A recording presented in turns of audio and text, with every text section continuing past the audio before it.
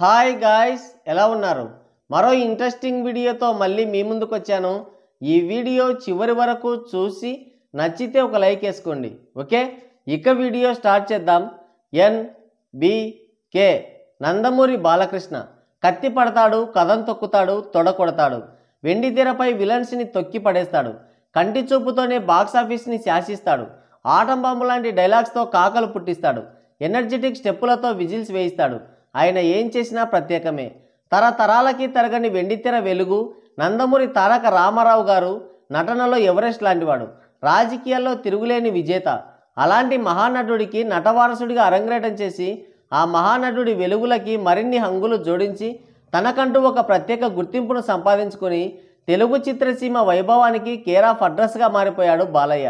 ఒక్కసారి డిసైడ్ అయి బరిలోకి దిగితే బ్రేకుల్లేని బుల్డోజర్నని డైలాగ్ చెప్పిన ఆయన వ్యక్తిత్వం కూడా అంతే. ఒక్కసారి దర్శకుని నమ్మి బరిలోకి దిగితే ఇక వెనుదిరిగి చూడడు. సినిమా సెట్స్లో ఎన్ని సవాళ్ళు ఎదురైనా సరే బ్రేకుల్లేని బుల్డోజర్ లాగే పాత్రలపై విరుచుకుపడతాడు. కడప, కర్నూలు, చిత్తూరు, అనంతపురం అంటూ అలవోకగా మాస్ని అలరించే ఆయన అందుకు తగ్గట్టుగానే ఫ్యాక్షన్, యాక్షన్, ఫ్యాంటసీ, హిస్టరీ ఇలా జానర్ ఏదైనా సరే అందులో ఇట్టే ఒదిగిపోతాడు.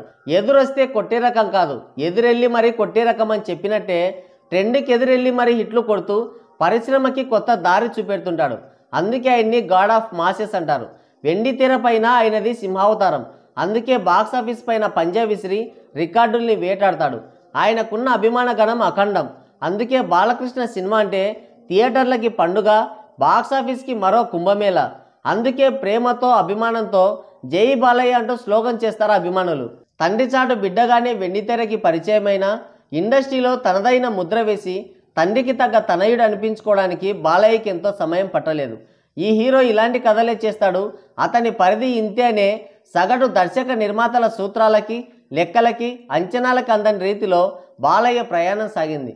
క్లాస్, మాస్ అనే తేడా లేకుండా action, faction, adventure, political, historical, fantasy, horror, mythology ఇలా జానర్తో సంబంధం లేకుండా నటించి పరిపూర్ణ విలక్షణ నటుడిగా ఇండస్ట్రీలో నిలబడ్డాడు.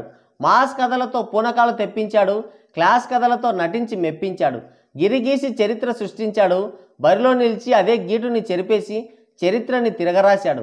మంగమ్మ గారి మనవడు, నారి నారి నడుమ మురారి లాంటి సాంఘిక చిత్రమైన, శ్రీరామరాజ్యం, శ్రీకృష్ణార్జున విజయం లాంటి పురాణ గాథలైన, బొబ్బిలి సింహం, రౌడీ ఇన్స్పెక్టర్ లాంటి మాస్ కథలైన, సమరసింహారెడ్డి, నరసింహనాయుడు లాంటి ఫ్యాక్షన్ కథలైన, గౌతమిపుత్ర శాతకర్ణి లాంటి హిస్టారికల్ క్యారెక్టర్ అయినా, ఆదిత్య 369 లాంటి సైన్స్ ఫిక్షన్ అయినా, భైరవ దీపం లాంటి జానపద కథ అయినా, ఏదైనా సరే మంచినీళ్లు తాగినంత సులువుగా ఆ క్యారెక్టర్ని పండించి ఆ పాత్రకే వన్నె తీసుకురాగల నటుడు బాలయ్య.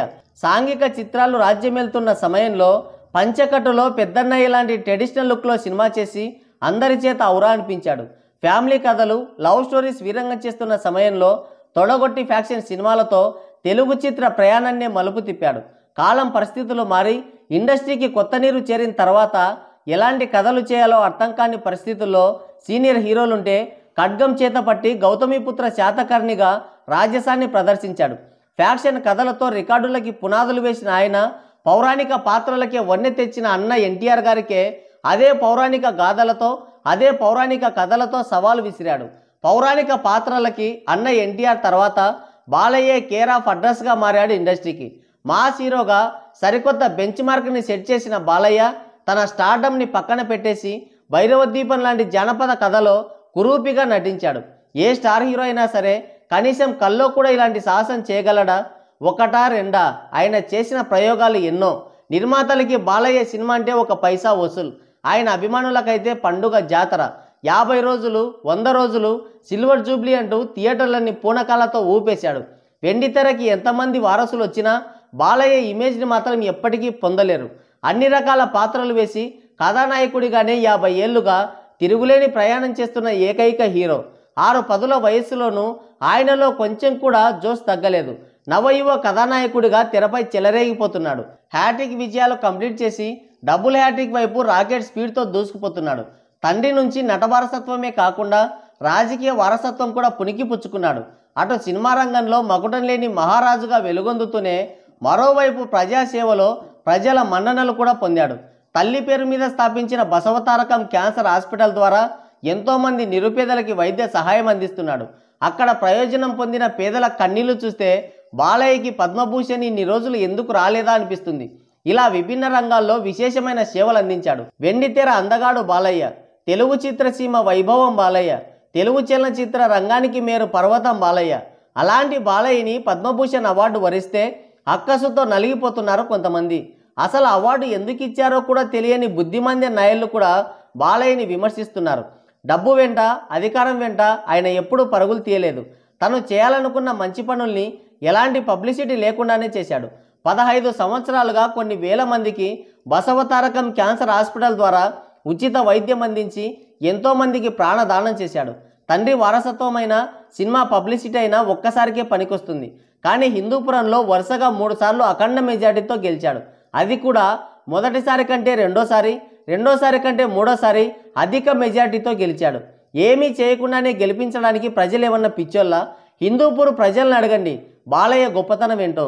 50 ఏళ్లుగా ఇండస్ట్రీలో ఉంటున్నా ఏనాడు దర్శకుల్ని ఇబ్బంది పెట్టింది లేదు, నిర్మాతల్ని డబ్బు కోసం వేధించింది లేదు. ఎన్నో అపురూప అద్భుత పాత్రలు వేసి తెలుగు సినీ లోకానికి ఒక వైభవం తెచ్చాడు. దశాబ్ద కాలం పైగానే రాజకీయాల్లో ఉన్న చిన్న అవినీతి మరక కూడా అంటని ఆదిత్యుడు. విన్నారా ఎవడన్నా? బాలయ్య ఫలానా స్కామ్ చేశాడని, అవినీతి చేశాడని ఈ జన్మలో వినరు కూడా. ఇండస్ట్రీలో ఇన్నేళ్ల నుంచి ఉన్నా కానీ ఫలానా హీరోని తొక్కేశాడని కానీ, ఇబ్బంది పెట్టాడని కానీ చిన్న అపవాదు కూడా లేదు. పద్మభూషణ్ అనేది రాజకీయంగా ఇవ్వలేదు. ఆయన ఎంచుకున్న కళారంగానికి అద్భుతమైన పాత్రలు పోషించి మరిచిపోలేని విజయాలు అందించినందుకు వచ్చింది. తెలుగు సినిమా ఖ్యాతిని పెంచినందుకు వచ్చింది. ఎంతోమందికి తన సినిమాలతో జీవనోపాధిని కలిగించినందుకు వచ్చింది. కళారంగానికి విశేషమైన సేవలు అందిస్తూనే మానవతా దృక్పథంతో మానవ సేవ చేస్తున్నందుకు వరించింది. అయినా మహోన్నతమైన దేశ పురస్కారాలని కొనుక్కొని అడుక్కొని తెచ్చుకున్న వాళ్ళకి ఊడిగం చేసే ముండలకి ఎలా తెలుస్తుంది ఇదంతా అని అంటున్నారు మన ట్రేడ్ పండితులు.